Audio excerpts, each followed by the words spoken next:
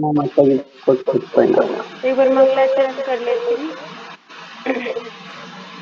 ओम अज्ञानतिर्मिन्द्रस्य ज्ञानाञ्जनशलाकया चक्षुरुन्मीलितं येन तस्मै श्रीगुरुवे नमः। श्रीचैतन्यमनोभीष्टं स्थापितं येन भूतले स्वयं रूपा कदा मह्यं ददाति स्वपदान्तिकम्।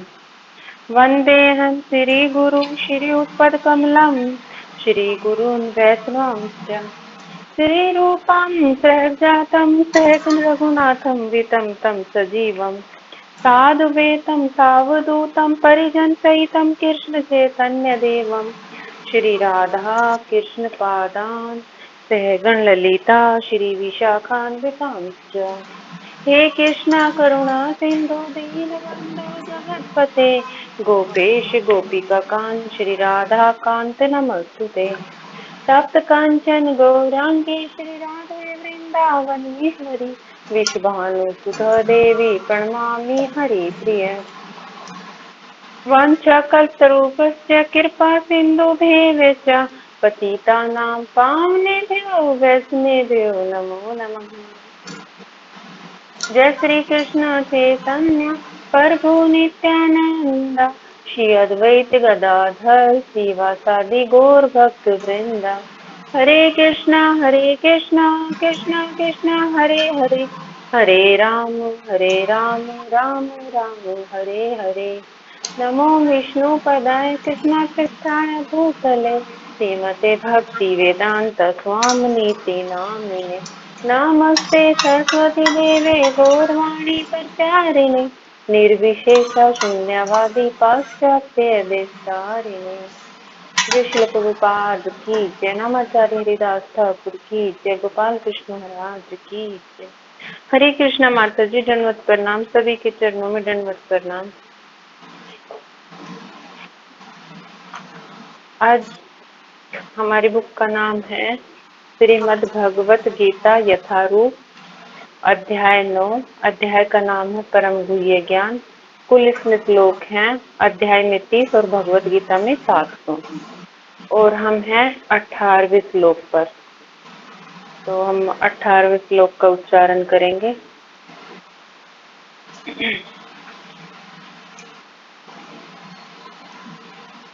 गति भर्ता प्रभो शाक्ति निवास शरणं सुहित प्रभात परलस्थानं निधानं बीजम अवयम्। शब्दार्थ: गति लक्ष्य, भर्ता पालक, प्रभु भगवान, साक्षी गवाह, निवास धाम, शरणाम शरण, सुहृद घनिष्ठ मित्र, प्रभाव सृष्टि, प्रलय संहार, स्थानम भूमि या स्थिति, निधानम आश्रय या विश्राम स्थल, बीजम बीज कारण, अवयम अविनाशी। हरे कृष्णा माता जी, कोई उच्चारण करना चाहेगा? माता जी दंडवत प्रणाम सभी भक्तों को। श्रीमद् भगवत गीता यथा रूप, अध्याय 9, श्लोक संख्या 18। गतिर्भर्ता प्रभु साक्षी निवास शरणं सुहृत प्रभव परले स्थानम निधानम बीज एवयम्। हरे कृष्ण माता जी, सादर प्रणाम सभी। हरे कृष्ण माता जी दंडवत प्रणाम। अध्याय 9 श्लोक संख्या 18। गतिर बताम प्रभु साक्षी निवासा शरणम सुहृत प्रभावा परलया स्थानम विधानम बीजमयम्। हरे कृष्ण।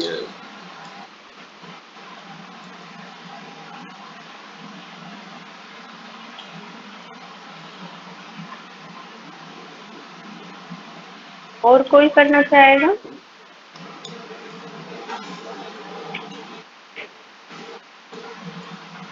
ठीक है, तो हम करते हैं शुरू। माता जी करें शुरू। सभी माता जी आशीर्वाद लेना शुरू कि मैं कीजिए माता जी, बोल पाऊँ। शुरू कर सकते हैं। जी माता जी। हरे कृष्णा माता जी, दंडवत प्रणाम। सभी के चरणों में दंडवत प्रणाम। अध्याय श्लोक संख्या है 18। तो जो पीछे माता जी ने पढ़ाया था, हमें दो कमलेश माता जी ने किया था 16 और 17 में, 15 में यही बता रहे हैं कि अन्य लोग जो ज्ञान के अनुशील द्वारा यज्ञ में लगे रहते हैं, वे भगवान की पूजा उनके अद्वितीय रूप में विविध रूपों में तथा विश्व रूप में करते हैं। श्लोक संख्या 16।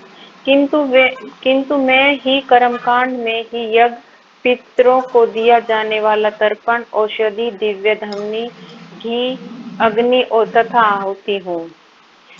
इस ब्रह्मांड का पिता, माता, आश्रय तथा पिता मैं हूँ। मैं यज्ञ जानने योग्य, शुद्धकर्ता तथा ओमकार हूँ। मैं ऋषिवेग, समवेग और यजुर्वेग में हूँ। इन सभी श्लोकों में भगवान जी बता रहे हैं कि हर चीज में मैं ही हूँ। आप ओमकार का उच्चारण करोगे या पितरों का तम तर्पण करते हैं या औषधि में, दवाई में, कुछ किसी भी चीज में, सब में मैं ही हूँ। और इसमें भी 18 श्लोक में भी यही बता रहे हैं भगवान जी। तो श्रील प्रभुपाद द्वारा 18 श्लोक का अनुवाद। मैं ही लक्ष्य, पालन करता, स्वामी, साक्षी, धाम, शरणास्थली तथा अत्यंत प्रिय मित्र हूँ। मैं सृष्टि तथा प्रलय, इन सब का आधार, आश्रय तथा विनाशी बीज हूँ। मैं ही लक्ष्य का इसमें है कि मेरा जो अंतिम लक्ष्य है, वो लक्ष्य की मीनिंग ये है कि लक्ष्य प्राप्त करना होता है ना, जैसे किसी भी चीज का अंतिम लक्ष्य, भाई ये मेरा लक्ष्य था। और पालन करता, जो सभी के परम है, जो सबको पालते हैं, जो भगवान कृष्ण है, जो सभी का पालन करते हैं, सभी का पालन वो ही करते हैं। और स्वामी का भी है कि एक मालिक, जैसे भगवान कृष्ण ही है। साक्षी कि जो भी कुछ धराधाम में या यहाँ भौतिक जगत में कुछ भी होता है, उसका सभी मतलब भगवान ही साक्षी है, उसका उन्हीं के द्वारा होता है। धाम रहने वाला, धाम जो जहाँ पर भगवान निवास करते हैं। शरण स्थली, जहाँ पे ये भी वही है कि जहाँ पे भगवान रहते हैं। और अत्यंत प्रिय मित्र हूँ, अत्यंत प्रिय मित्र हूँ।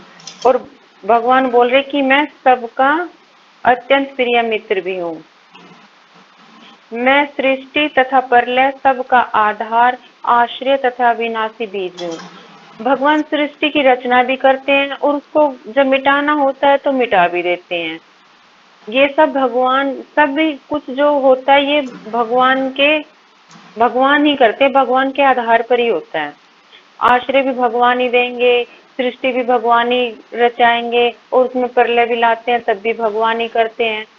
और आश्रय भी भगवान ही देते हैं हमें, जैसे कहीं भी जाने के लिए या कुछ भी करने के लिए, रुकने के लिए। कि अविनाशी भी, हर मतलब हर चीज में भगवान ही है, भगवान के ही बीच से हम उत्पन्न हो रहे हैं। श्रील प्रभुपाद द्वारा तात्पर्य। श्रील प्रभुपाद की जय। गति का अर्थ है गंतव्य या लक्ष्य, जहाँ हम जाना चाहते हैं, लेकिन चरम लक्ष्य तो श्री कृष्ण है। गति का इसमें अर्थ बताया है गंतव्य या लक्ष्य। जैसे बोलते हैं ना कि हमारी आगे चलकर क्या गति होगी, अधम गति या उत्तम गति या कैसी गति होगी।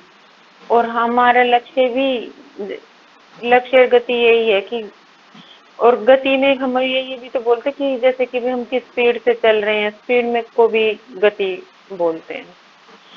और चाहे कोई कुछ भी मान ले, लेकिन लास्ट मतलब चरम लक्ष्य, बिल्कुल जो सबसे लास्ट का लक्ष्य, वो तो भगवान कृष्ण नहीं है। चाहे और कोई कहीं भी जा ले, लेकिन उनका लक्ष्य भगवान कृष्ण नहीं है, जो आखिरी में स्टेज है। चाहे आप ब्रह्मा के पास जा लो, चाहे शिव जी के पास जा लो, चाहे भोले उसके गणेश के पास जा लो, चाहे शेरा वाली माँ के पास जा लो, किसी के पास भी जा लो, लेकिन भगवान सबसे श्रेष्ठ है।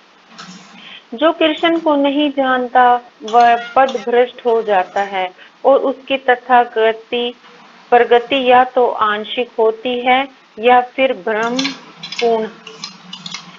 इसमें यही बोल रहे हैं कि जो भगवान कृष्ण को नहीं जानता ना, वो रास्ते से भटक जाता है, यानी कि वो गलत रास्ते पे जैसे चला जाता है, वो देवता वगैरह को पूजने लग जाता है, उसकी बुद्धि भ्रष्ट हो जाती है। उसकी प्रगति तो होती है लेकिन जरा जरा सी होती है, आंशिक रूप में, और वो हमेशा भ्रमित रहता है कि मेरा ये कार्य होगा या नहीं होगा, मुझे खाने को मिलेगा या नहीं मिलेगा, हमेशा वो भ्रम पूर्ण रहता है। ऐसे अनेक लोग हैं जो देवताओं को ही अपना लक्ष्य बनाते हैं और तद अनुसार कठोर नियमों का पालन करते हुए चंद्रलोक, सूर्यलोक, इंद्रलोक, महलोक जैसे विभिन्न लोकों में प्राप्त होते हैं। किंतु ये सारे लोग कृष्ण से ही सृष्टि होने के कारण कृष्ण ही है और नहीं भी। इसमें श्रील प्रभुपाद यही बता रहे हैं कि ऐसे अनेक लोग हैं जो देवता वगैरह में उलझे रहते हैं, वो अपना लक्ष्य उन्हीं को बना लेते हैं। जैसे आप देखते हो अभी सावन में आप देखोगे कि शिव जी के मंदिर में इतनी सुबह सुबह लाइन लगी रहती है कि नंबर भी नहीं आता। अब सावन का महीना आया तो शिव जी की तरफ हरे कृष्ण और माता जी, वो दिन लाएंगे पैर, जी माता जी। हमको वो दिन नंगे पैर जाते हैं। हाँ, सुबह सुबह मैं भी देखती हूँ। मेरे से भी बोला किसी ने कि ले बेल पत्थर भांग धतूरा ले जा, तू भी चढ़ा दिया, आज सोमवार पहला है ना। मैं बोली बहन हम तो मंदिर ही नहीं जाते। तो चढ़ाऊंगी मैं कहाँ। मैं कि हम तो घर में ही पूजा कर लेते जो भी कुछ होती है। तो यही है कि जैसे कि अब नवरात्रे आएंगे भी 1 डेढ़ महीने बाद, तो फिर शेरा वाली माँ के मंदिर में इतनी भीड़ रहेगी, सब नारियल लेके चलते रहेंगे, बिल्कुल भी नंबर नहीं आएगा। यही है कि हम जैसे इधर उधर भटकते रहेंगे, लेकिन ये जो इसमें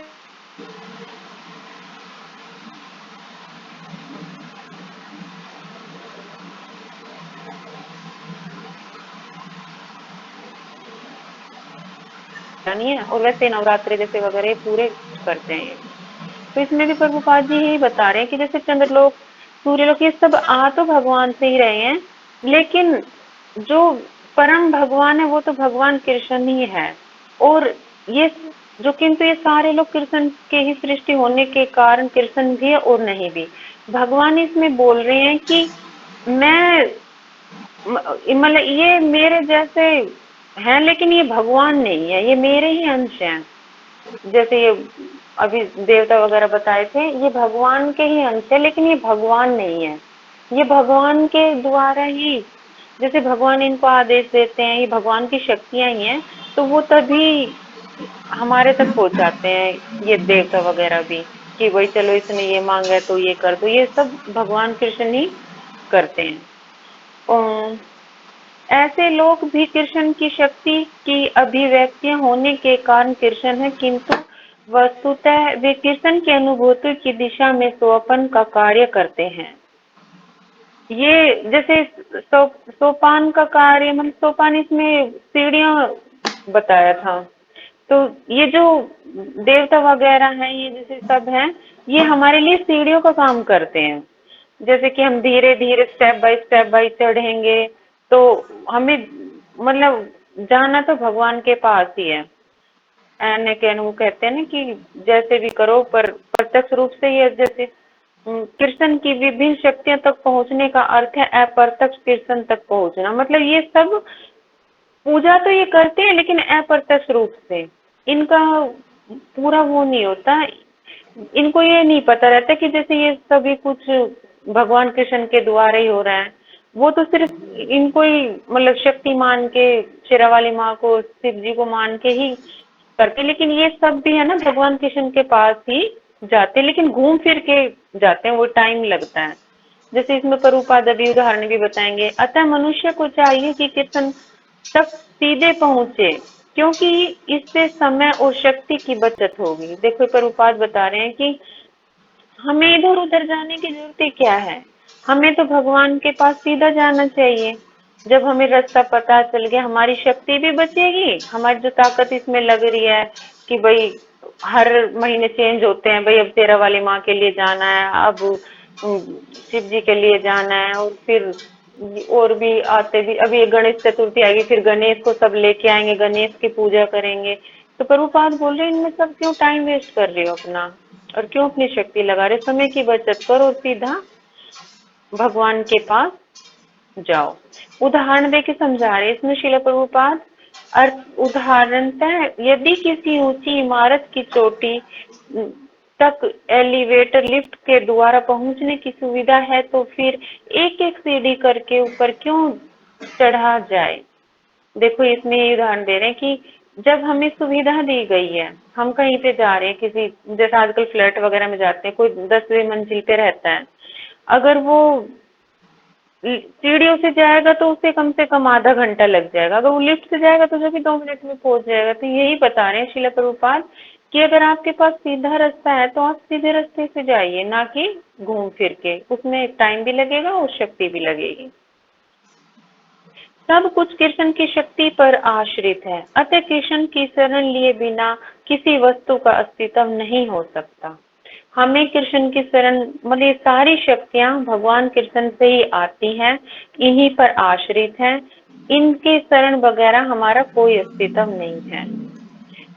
कृष्ण परम शासक हैं, क्योंकि सब कुछ उन्हीं का है और उन्हीं की शक्ति पर आश्रित है। इसमें यही बताया कि भगवान कृष्ण मतलब सबसे परम शासन करने, मतलब सबसे ऊंचे हैं, जो सभी के ऊपर वो शासन करते हैं, अपना ऑर्डर वो चला सकते हैं, उनसे ऊपर कोई नहीं है, सब कोई उसी पर आश्रित है। प्रत्येक जीव के हृदय में स्थित होने के कारण कृष्ण परम साक्षी है। हमारा घर, देश, यहाँ लोग या लोग जहाँ पर हम रह रहे हैं, इन सब चीजों के भगवान कृष्ण ही साक्षी हैं। जो हमारे घर है, देश है, या जिस लोक में हम रह रहे हैं, सब कुछ कृष्ण का ही है। हमें इसीलिए पूरा शरणागत होना चाहिए भगवान के प्रति।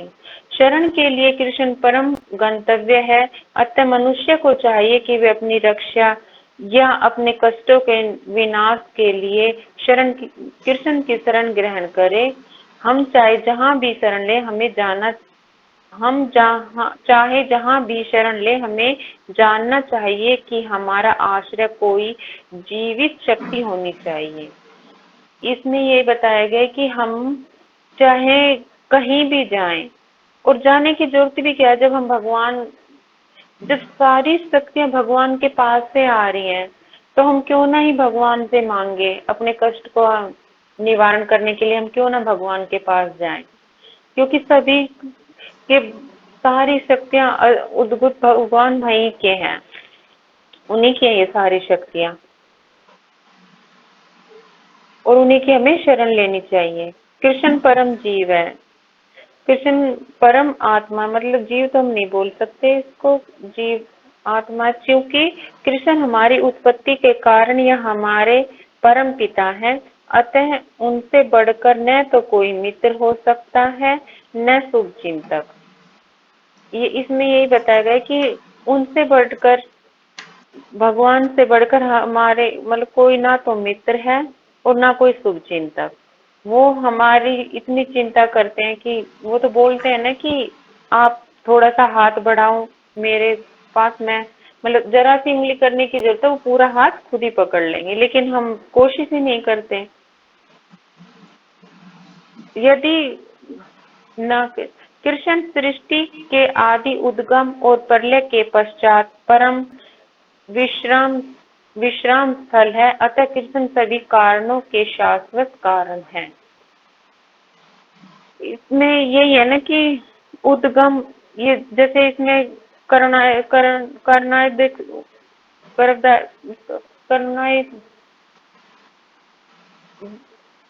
सर्व कारण कारणी भगवान ही इनके वो हैं, और जब प्रलय करते हैं तो भगवान ही करते हैं, और सृष्टि रचयिता है तो भगवान ही है। इन सभी के कारण भगवान ही है, शाश्वत कारण यही है। मतलब माता जी मुझे तो इसमें इतना ही आया, मैं 19वां पढ़ती हूँ, फिर आप समझा देना बाद में। तप अब तप तप तपायम् अहं वर्षं निग्रहाणिम् उत्सर्जामि च अमृतं च एव मृत्यु च सत् असत् च अहम् अर्जुन। श्रील प्रभुपाद द्वारा शब्दार्थ। तपामी ताप देता हूँ, गर्मी पहुँचाता हूँ। अहम मैं वर्षम वर्षा, निग्रहाणिम रोक के रखता है,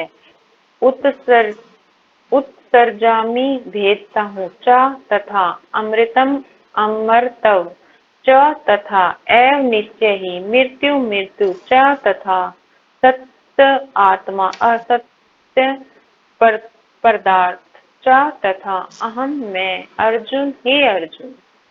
हरे कृष्ण माता जी। उच्चारण करेगा तो। हरे कृष्ण माता जी। दंडवत प्रणाम सभी भक्तों को। श्रीमद् भगवत गीता अध्याय 9 श्लोक संख्या 19। तपामि हम वर्षम निग्रहामि उत्सर्जामि च अमृतं चैव मृत्युश्च सजाहम अर्जुना।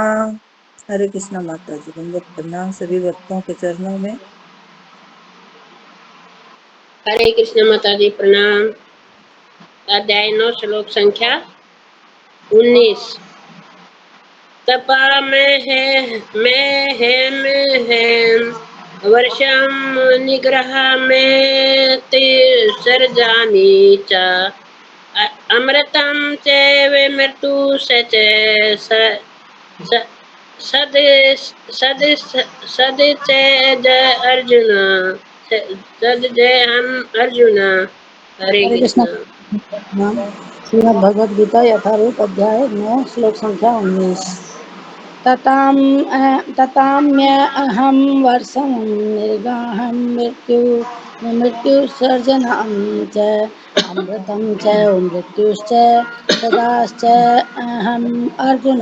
हरे कृष्ण माता जी। दंडवत प्रणाम सभी भक्तों को। दंडवत प्रणाम। हरे कृष्ण माता जी। दंडवत प्रणाम सभी माताओं को। दंडवत प्रणाम। तपामि अहं वर्षं निगृहामि उत्सर्जामि च अमृतं च मृत्युश्च सत् असत् च अहम् अर्जुन। हरे कृष्ण माता जी।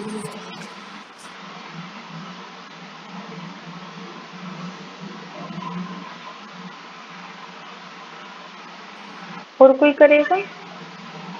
हरे कृष्ण माता जी। श्रील प्रभुपाद द्वारा अनुवाद। श्रील प्रभुपाद की से अनुवाद और तात्पर्य। हे अर्जुन, मैं ही ताप प्रदान करता हूँ और वर्षा को रोकता तथा लाता हूँ। मैं ही अमर तत्व हूँ और साक्षात मृत्यु भी हूँ। आत्मा तथा पदार्थ, सत तथा असत दोनों मुझे ही में है। इसमें भगवान बोल रहे हैं कि हे अर्जुन, जो ताप, गर्मी है, सर्दी है या कोई भी ऋतु है, वो सब मैं ही प्रदान करता हूँ। और जैसे वर्ष हम कहते हैं बारिश नहीं हो रही, बारिश नहीं हो रही, या बारिश बहुत ज्यादा होती है, कहते हैं रुकने का नाम ही नहीं ले रहा, क्या बाढ़ आई। तो ये सब भगवान ही करते हैं। बारिश लाते भी भगवान है और रोकते भी भगवान है। और मैं अमर तत्व और साक्षात मृत्यु भी हूँ। ये बोल रहे कि जो अमर है वो भी मैं ही हूँ और जो मृत्यु है वो भी मैं ही हूँ। मैं ही करता हूँ। ये मतलब जैसे कि प्रभु जी बता रहे थे कि उसमें तो पिछले वाले श्लोकों में बता रहे थे कि जैसे कि मैं तो इनमें नहीं हूँ, मैं मृत्यु हूँ, पर इसमें तो बिल्कुल ही बोल रहे हैं कि मृत्यु भी मैं ही हूँ। सब कुछ खत्म करने वाला, लेने वाला मैं ही हूँ। आत्मा तथा पदार्थ, आत्मा और तथा पदार्थ, पदार्थ माता जी इसमें शरीर को बोला गया है ना, भौतिक शरीर को। और सतत आत्मा और ये भौतिक जगत और आध्यात्मिक जगत, सतत और इसके दोनों मुझ में ही है। श्रील प्रभुपाद द्वारा तात्पर्य। श्रील प्रभुपाद की जय।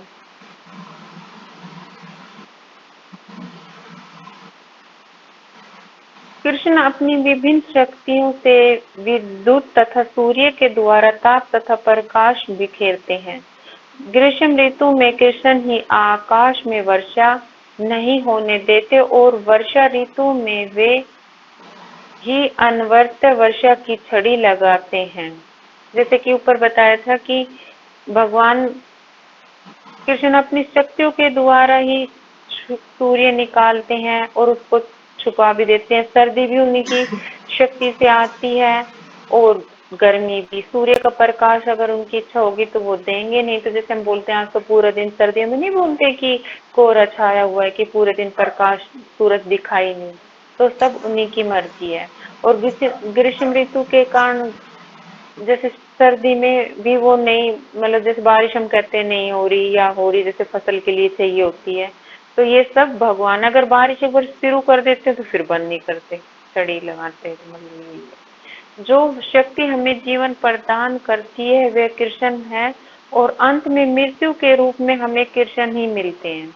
मृत्यु से जो हम डरते हैं इतना कि हाय मृत्यु आने वाली है या अब हम मर जाएंगे, इतने साल के हो गए, वैसे तो मरने के बाद हमें भगवान कृष्ण मिलेंगे। मतलब मृत्यु के रूप में भी इसमें यही बता रहे कि जीवन भी मैं ही देता हूँ, मेरी शक्ति से ही होता है, और मृत्यु भी मेरी उससे होती है। अंत में मृत्यु के रूप में हमें कृष्ण मिलते हैं। कृष्ण की इन विभिन्न शक्तियों का विश्लेषण करने पर यह निश्चित हो जाता है कि कृष्ण के लिए पदार्थ तथा आत्मा में कोई अंतर नहीं है, अथवा दूसरे शब्दों में वे पदार्थ तथा आत्मा दोनों है।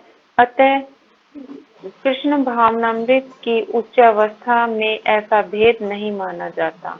मनुष्य हर वस्तु में कृष्ण के ही दर्शन करता है। कृष्ण इन शक्तियों में विभिन्न विश्लेषण करने का निश्चय हो जाता है। और कृष्ण के लिए पर्दा तथा आत्मा, भगवान के लिए तो आत्मा और शरीर एक ही है, इसमें भगवान कोई अंतर नहीं करते। दूसरे शब्दों में ये पदार्थ आत्मा दोनों एक ही आते हैं। जो कृष्ण भावना भावी जो भक्त होते हैं ना, वो इसमें भेद नहीं करते कि ये शरीर, मतलब आत्मा और शरीर में। हम तो करते हैं माता जी, हमें तो लगता है कि ये शरीर दुख रहा है या हम कृष्ण भावना भावी तभी हुए नहीं है माता जी अच्छे से। हमारी तो बुद्धि में भी तो यही रहता है कि कमर दुख गई, पैर दुख गए मन पर। लेकिन जो उच्च कोटि के भक्त होते हैं, जैसे गोपाल कृष्ण महाराज जी थे, शिला प्रभुपाद हैं या और भी हैं, वो इनमें विश्वास नहीं करते, वो एक ही चीज मानते हैं वो, और वो हर चीज में भगवान कृष्ण के ही दर्शन करते हैं। चाहे वो किसी पक्षी में, पशु में, और किसी भी लोग में, भक्त में, वो सबके भगवान के ही दर्शन करते हैं। वो कुछ भेदभाव नहीं करते। चूंकि कृष्ण पदार्थ तथा आत्मा दोनों है, अतः समस्त भौतिक प्रकृतियों से युक्त यह विराट विश्वरूप भी कृष्ण है। एक वृंदावन में दो भुजाएं वाले बंशी वादन करते श्याम सुंदर रूप में उनकी लीलाएं उनके भगवान रूप की होती हैं। इसमें ये बता दिया प्रभुपाद जी ने कि भगवान कृष्ण शरीर और आत्मा दोनों एक ही हैं, आते वह किसी भी भौतिक प्रकृति से मुक्त है, वो उनका विराट रूप है।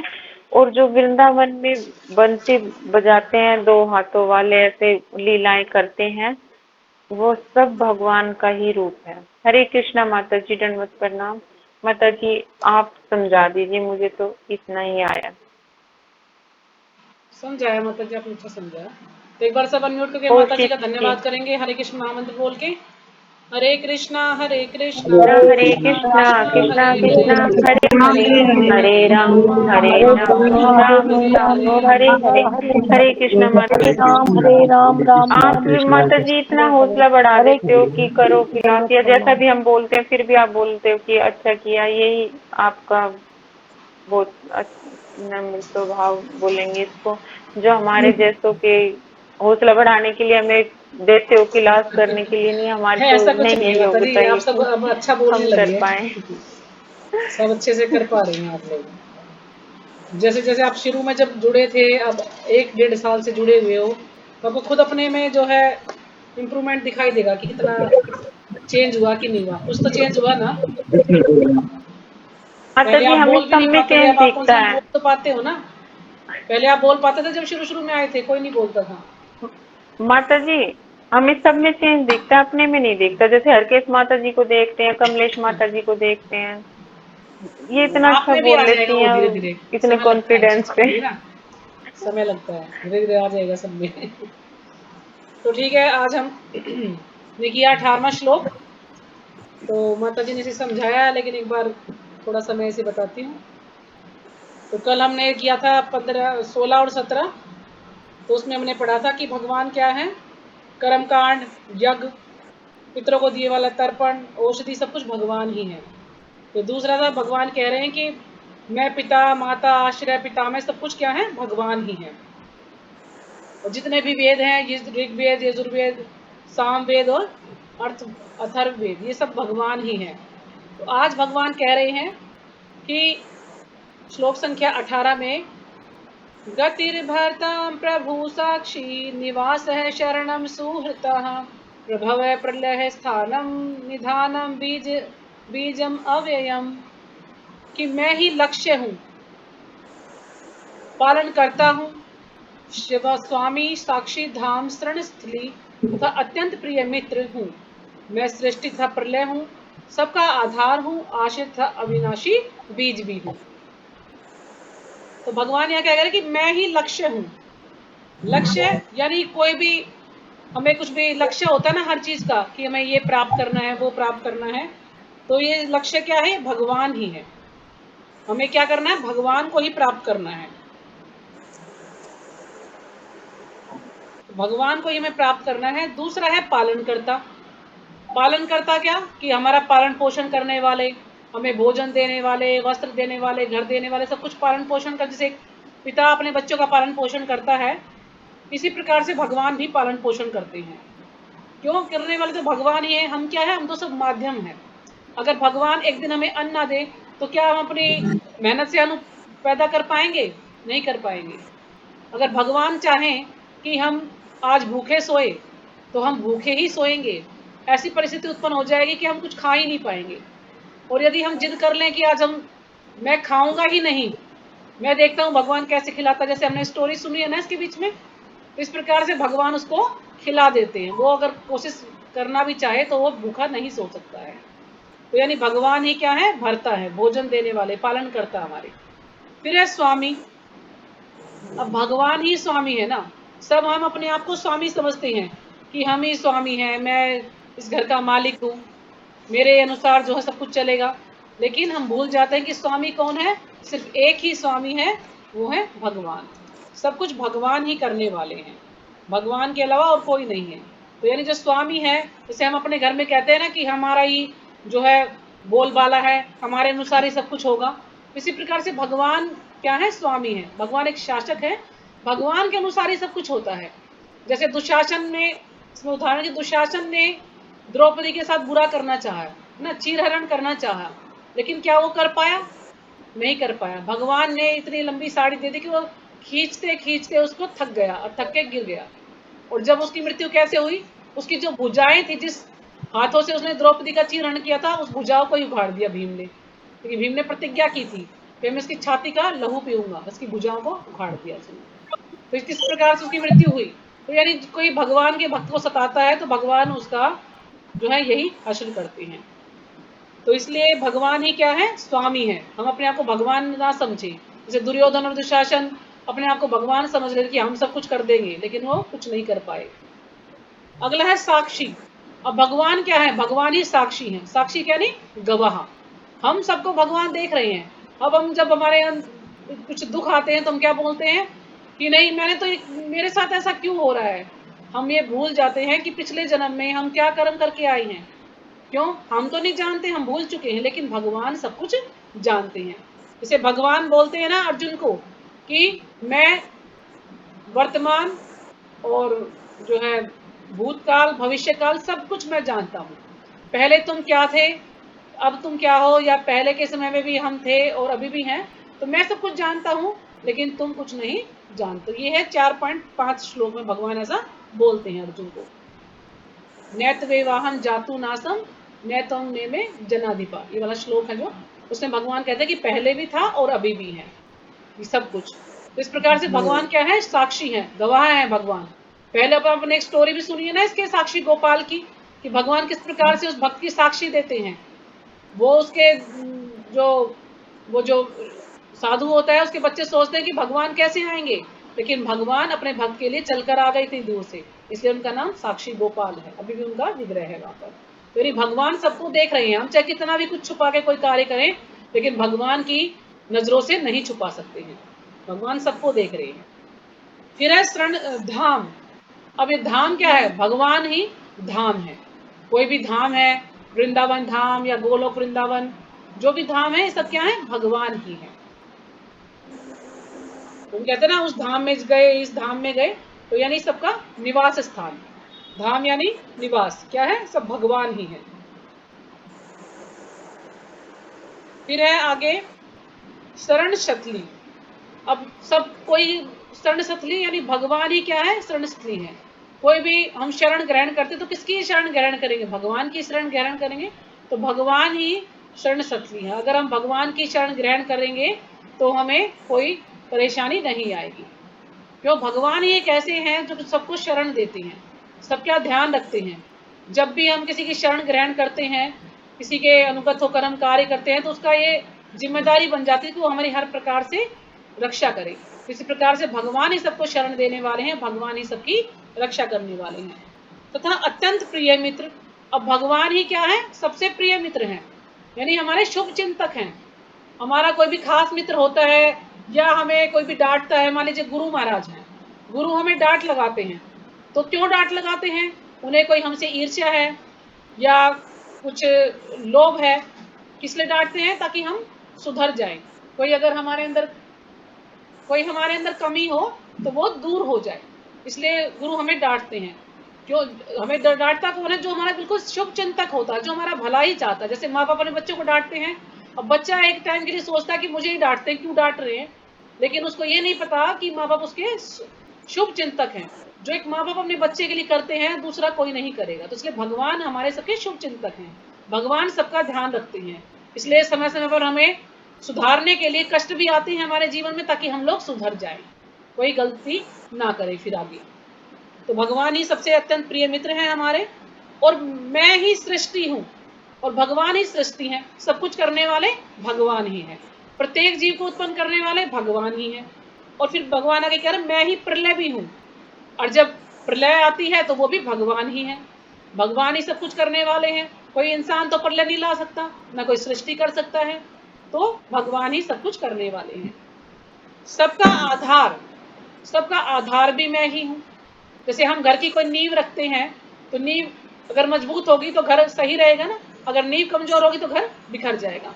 तो इसी प्रकार से जो आधार है उसको संभालने वाला वो कौन है, भगवान ही है। आश्रय, सबको आश्रय देने वाले भी भगवान ही हैं, भगवान ही सबके आश्रय दाता हैं।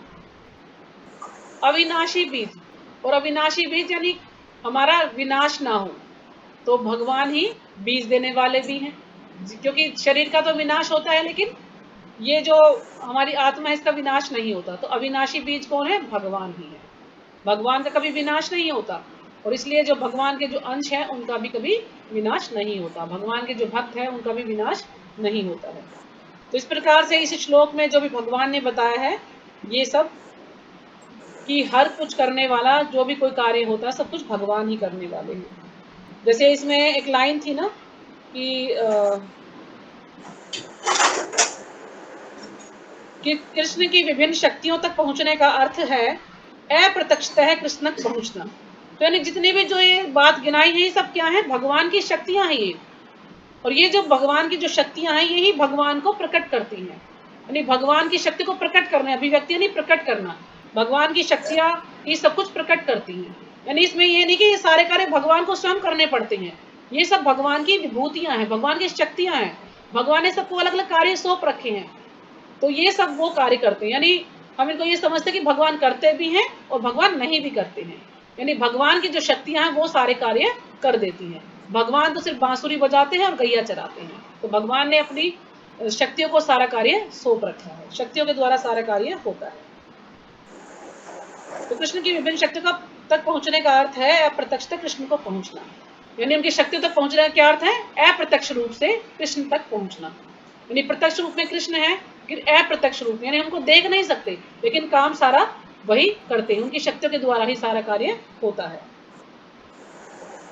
जैसे उदाहरण फिर दिया है इसमें कि यदि किसी ऊंची इमारत की चोटी तक एलिवेटर लिफ्ट के द्वारा पहुंचने की सुविधा हो तो फिर एक एक सीढ़ी करके क्यों ऊपर चढ़ा जाए? अब मान लीजिए कोई ध्यान योग है, कोई कर्म योग करता है, कोई देवताओं की भक्ति करता है, कोई कुछ करता है, ये क्या है? अलग अलग सोपान है, यानी ये अलग अलग रास्ते हैं, अलग अलग सीढ़ियां हैं भगवान तक पहुंचने के लिए। लेकिन ये लंबा रास्ता है। अगर एक तो लिफ्ट लगी हो और एक सीढ़ी हो तो आप किस में जाना पसंद करेंगे? सब लिफ्ट में जाना पसंद करेंगे ना भाई, कौन अब इतनी सारी सीढ़ियां चढ़ेगा? तो लिफ्ट में तो 1 मिनट में पहुंच जाएंगे हम। तो ये जो भक्ति हो गई लिफ्ट है। अगर हम भगवान की भक्ति करते हैं, भगवान के शरणागत हो जाते हैं तो ये लिफ्ट का कार्य करता है। हमें मान लीजिए देवता की पूजा करेंगे, फिर देवता हमसे प्रसन्न होंगे तो वो फिर हमें भगवान की तरफ मोड़ देंगे, तो इस कार्य में समय ज्यादा लगता है। तो क्यों ना हम सीधा जो है लिफ्ट का कार्य करें, हम भगवान को ही क्यों ना प्रसन्न कर ले। बेकार में हम देवी देवता को प्रसन्न करें, इससे हम भगवान को ही प्रसन्न कर ले। कोई कर्म कांड करें, कोई कर्म योग करें, ध्यान योग करें, इससे अच्छा तो कि हम भगवान को प्रसन्न कर ले। तो ये हम जल्दी जो है भगवान को प्रसन्न करके भगवान के धाम पहुंच जाएंगे। तो ये हमारा लिफ्ट का कार्य करता है। क्यों? क्योंकि भगवान ही, जैसे हमने शुरू में चर्चा की कि भगवान ही हमारे सब कुछ है, साक्षी भी हैं, भगवान ही हमारे अच्छे मित्र भी हैं, भगवान ही आधार है, भगवान ही सृष्टि है, भगवान ही पालन करता है। इसलिए तो दूसरा श्लोक हमने किया है 19वां श्लोक। तपा अहम वृषम निग्रहामयुत सृजामि च अमृतम च वे मृत्युश्च सदसच्चाहम अर्जुन, कि हे अर्जुन, मैं ही ताप प्रदान करता हूँ और वर्षा को रोकता तथा लाता हूँ। मैं अमरता हूँ और साक्षात मृत्यु भी हूँ। आत्मा तथा पदार्थ, सत तथा असत दोनों मुझ में ही है। तो भगवान क्या बता रहे हैं कि मैं ही ताप प्रदान करता हूँ। जो सूर्य का जो ताप है वो कौन प्रदान करता है? भगवान ही प्रदान करते हैं। और जब भगवान की इच्छा होती है तो वर्षा कर देते हैं, है ना। कुछ लोग बोलते हैं अरे इतने दिन हो गए बारिश नहीं हो रही, बड़ी गर्मी हो रही है। तो हम चाहे कितना भी यत्न कर ले बारिश नहीं होगी। जब भगवान की इच्छा होगी तो बारिश होगी, और जब भगवान इच्छा नहीं करेंगे, बारिश नहीं करना चाहेंगे तो भगवान बारिश नहीं करेंगे। कई बार ऐसा भी होता है कि मान लीजिए हम यहाँ पर हैं, हमारे घर के आसपास में बारिश हो रही है और कुछ थोड़े से दूरी पर हम देखते तो बारिश नहीं हो रही है। तो ऐसा भी कई बार देखने में आता है। या मान लीजिए नजफगढ़ में बारिश हो रही है, छावला में बारिश नहीं हो रही है, ऐसा होता है ना कई बार। तो यानी भगवान की इच्छा होगी तो भगवान बारिश को रोक भी सकते हैं और भगवान बारिश को छोड़ भी सकते हैं, बारिश हो भी सकती है। और इसी प्रकार से मैं अमरता भी हूँ। अब भगवान चाहे तो किसी को अमरता का वरदान दे सकते हैं, वो व्यक्ति अमर भी हो सकता है, और भगवान चाहे तो उसको मृत्युदंड भी दे सकते हैं। क्यों? क्योंकि भगवान कह रहे हैं मैं ही अमृत हूँ और मैं ही मृत्यु हूँ। तो जैसे भीष्म पितामह है, भीष्म पितामह तक 58 दिनों तक भीष्म पितामह जीवित रखा भगवान ने, जबकि भीष्म पितामह के शरीर में इतने सारे तीर लगे थे कि बिल्कुल इतनी सी भी जगह नहीं थी तीर की। अब कोई व्यक्ति तीर की सैया पर लेट के दिखाए, 1 मिनट भी नहीं लेट पाएगा कोई, इतना चुभेंगे उसको। 58 दिन तक जीवित रहे भीष्म पितामह।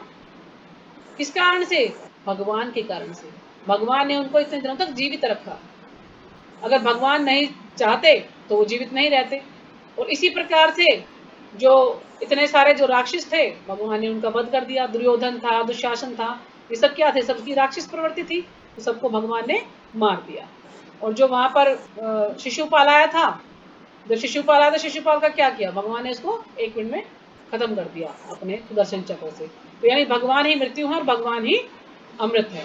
भगवान चाहे तो किसी को जीवित कर दे और भगवान चाहे तो किसी को मृत्यु दंड दे दे। जैसे कि मैंने बहुत पहले एक स्टोरी सुनी थी किसी से कि एक व्यक्ति था, तो उसने क्या किया कि उसका एक छोटा सा बच्चा था, पत्नी को बच्चा होने वाला था, तो वो उसको कहीं लेकिन जरूरी जाना था, वो उसको छोड़ करके रास्ते में और वो चला गया कि भाई अब मुझे जाना जरूरी है काम के लिए, क्या करूं? भगवान की इच्छा होगी तो मुझे सही सलामत मिल जाएंगे, नहीं इच्छा होगी तो देखा जाएगा। तो बेचारा चला गया अपने घोड़े पे सवार होके, और वो कुछ दिन में वापस आया तो देखता क्या है कि उसका बच्चा वहीं पर था। उसकी पत्नी मर गई थी लेकिन उसका बच्चा वहीं पर सुरक्षित था, उस बच्चे को कुछ नहीं हुआ। तो यानी भगवान किसी को जीवित जिलाना चाहते हैं तो वो कोई इसको मार नहीं सकता, भगवान किसी को मारना चाहते हैं तो कोई इसको जीवित नहीं कर सकता। तो भगवान ही सब कुछ करने वाले, आत्मा तथा पदार्थ दोनों मुझ में ही है। तो भगवान बताते कि आत्मा भी और पदार्थ भी दोनों मेरे अंदर ही है। क्यों? क्योंकि जो शरीर है ये सब भगवान ने ही दिया, क्योंकि पृथ्वी जल अग्नि वायु आकाश ये सब भगवान ही है, भगवान की शक्तियां हैं, ये अपरा शक्तियां हैं भगवान की। तो इसलिए जो पदार्थ हमारा जो शरीर बना है इन 5 चीजों से ही हमारा शरीर बना हुआ है। और जो आत्मा है वो सच्चिदानंद है, चिन्मय आत्मा है, तो वो भगवान ने ही हमें जो है बनाया है। तो इन दोनों प्रकार से भगवान है दोनों ही चीजों में। तो ठीक है, फिर अगला श्लोक कल ही कर ले फिर माता जी, या करें अभी? अगला श्लोक कल करें फिर। जी माता जी, टाइम हो गया। 4-9-5 हो गए ना, तो ठीक है, जी अगला माता श्लोक जी। कल ही करते हैं, 2 ही श्लोक हो पाए आज। ठीक। जी माता जी, हरे कृष्णा। एक हरे बार सभी कृष्णा, माता जी प्रणाम का सभी। धन्यवाद करेंगे हरे कृष्णा महामंत्र बोलकर।